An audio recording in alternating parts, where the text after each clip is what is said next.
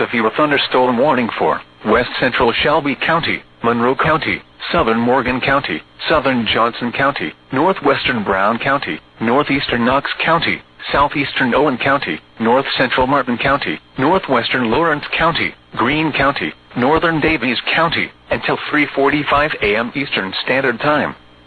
At 2:57 a.m. Eastern Standard Time, severe thunderstorms were located along a line extending from 12 miles northwest of Bloomington to near Spencer to 7 miles southwest of Bloomfield, moving east at 55 miles per hour.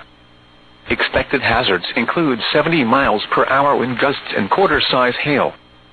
This is a radar-indicated threat. The fall damage to vehicles is expected. Expect considerable tree damage. Wind damage is also likely to mobile homes, roofs, and outbuildings.